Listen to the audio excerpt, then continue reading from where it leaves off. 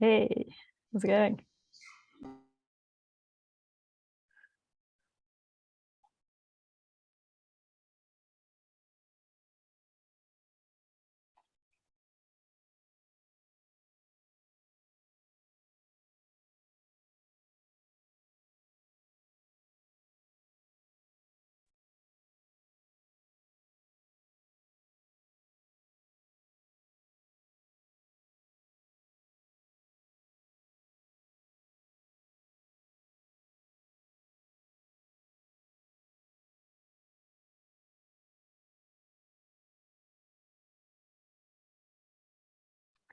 Okay, welcome everyone.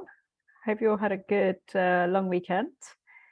So we have a few announcements in the agenda, which I'll let you all read through. Is there anything anybody would like to discuss?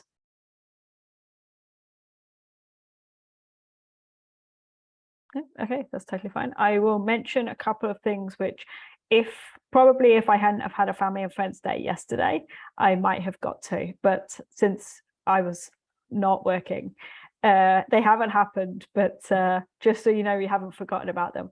We still have the retro issue. We'll pull some issues, some actions from that. So expect that to be coming up in the next week or so. We can discuss that. And also the team split stuff. Matt put a sort of proposed like view, I guess, of the team split, which is slightly different to the one we had up before on the issue. Do feel free, if you want to keep discussing things on the issue, please go ahead. We are still sort of refining it and things. So those things are certainly in progress, even though they're perhaps not super visibly moving in the last week or so, but that's for really good reasons.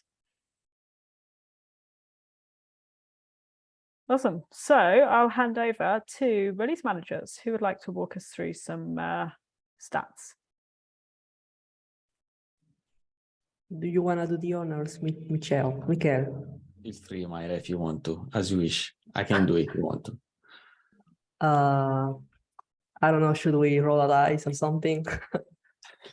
Why don't you do it this time and then I will do it next time? Sounds good. Sounds good. Then let me share my screen.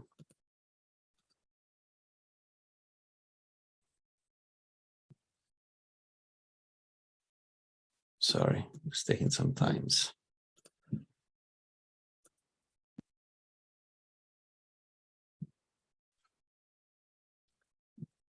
Hi.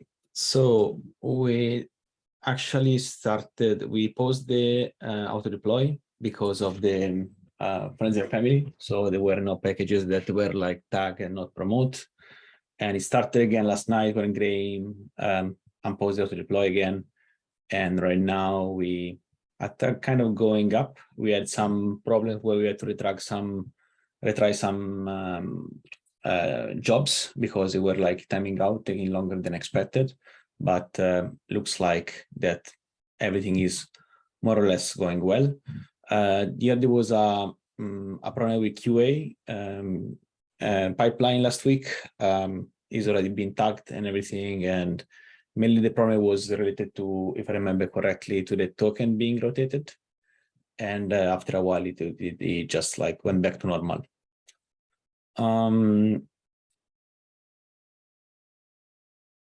Number of deployments per day was pretty good last week, except when we started to have some problem around the end of the week.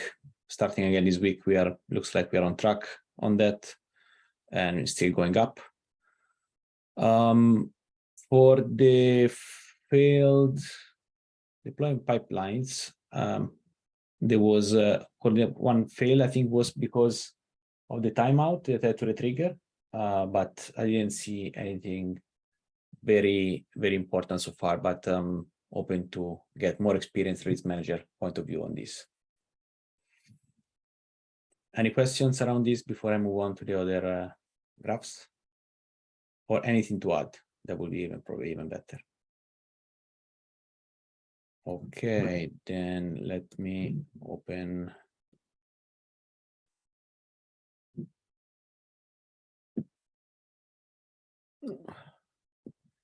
deployment frequency. So we see the usual patterns. This gap is slightly bigger because we started with the friends and family this week. So I guess we can see that we had 0 deployment frequency, kind of a day extra compared to the other week, but more or less we are on trend with the previous week of the day.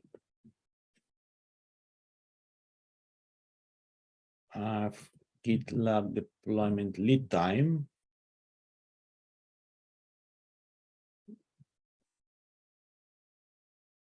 This, we are still seeing the same trend. Probably again, the trend that is plotted here is due to the friends and family. So where we had no deployments at all. So it's actually the days from merge to deploy is actually increasing. I guess we can see that probably again similar, probably like here there probably was another friends and family, or like the previous one that I think was end of June. I don't remember exactly the date, but it would be nice to double check them. Yeah, that's it. Something to add? No one? I think just a question for you both then is there anything that we need to prioritize differently, or is there anything that, based on your experience so far in the last week, we should adjust as a team? I would say that these deployment blockers thingy that before I used to do a couple of times, probably EMEA used to do a couple of times. Maybe something where I can integrate probably in the release management cycle, I would say, because I mean, for the full story, when I get to go back to look at that, I'm missing context, I'm missing parts, so it's also difficult for me to gather this information. It was actually pretty easy for me to mark on the Grafana, annotate the problem that I had and generate the tickets. So it was actually probably something that, I don't know, I see it that is kind of naturally fitting within the job of a release manager. So maybe I'm gonna open an issue for that now to start to understand which would be like the best way to do so, and maybe even try to see if we can automate it in some ways. Yeah, that would be super awesome. Yeah, it certainly feels like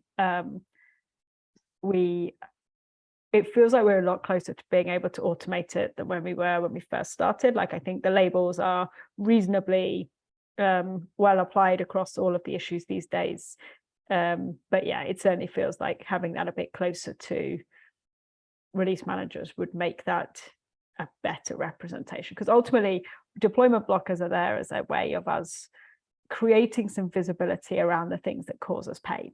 So, you know, as much as we can do that, we can go and talk to other teams and hopefully figure out ways to improve things or get other things prioritized so that we can actually have faster or easier build deployments.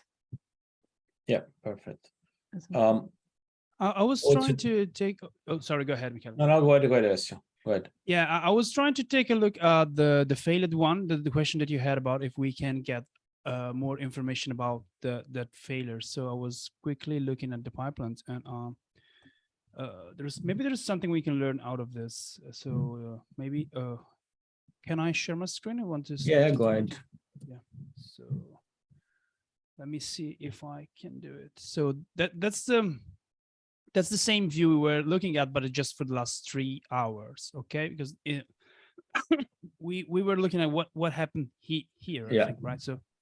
So something that we could do is that we highlight this window here, so everything is only there. Then we say, no, this is not the same window I was looking before. So basically what we want to see is what happened before and after. So for instance, here we moved from 2 running to 1 failed, and 1 running and 1 scheduled. So basically there's still, so the thing that we are looking at is something that was a valuable pipeline that actually failed. And when we go out of this, so when it goes down, what is actually happening here, right? So it looks like the total number is the same. So this is a retry. But I have to say that I was looking at something before which is not this, or I can't find it anymore. Because there was another failure which was showing a real waste of a package, Mhm. but I can't find it anymore. Jeez. So basically, I'll try to explain by words, which is going to be harder. But what is interesting to see is that when we have that failure going down to zero, or just going down to zero, is to look around. So by how many, so the total number of active coordinated pipelines goes down as well or not. If it doesn't go down, it means that someone retried something and we are trying to recover from a broken situation. But if it goes down, it means that that failure is no longer relevant. So that pipeline was kind of lost forever, was a missed opportunity to deploy something, because maybe it failed overnight or whatever. And by the time we found that there was a problem, there was a more recent pipeline that completed. So, I mean, this is something worth taking a look when it happens to see if we actually lost an opportunity to deploy something or not. Yeah, Okay. sorry, I couldn't find the right moment, because there was another failure before that I was looking, and it had actually that behavior. But yeah. What would be the kind of follow-on action? Like, what does it mean if, say, we did lose the opportunity? Well, start thinking about why. So did it happen overnight by everyone being in release management, or were we? So I would say that the question is, why didn't we notice that it was a failure up to the point that the next pipeline concluded successfully? Maybe it's just because by the time we noticed, the other one was already ramping up and was really close to complete, so it made no sense to continue on that route. So these are just questions that we may ask ourselves to fine tune our tagging policy to learn more from what we are doing.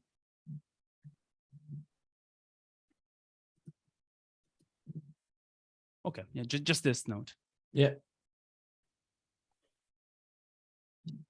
Awesome, sounds good. Thanks for going through that. Is there anything else anyone wants to bring up or ask on the recording?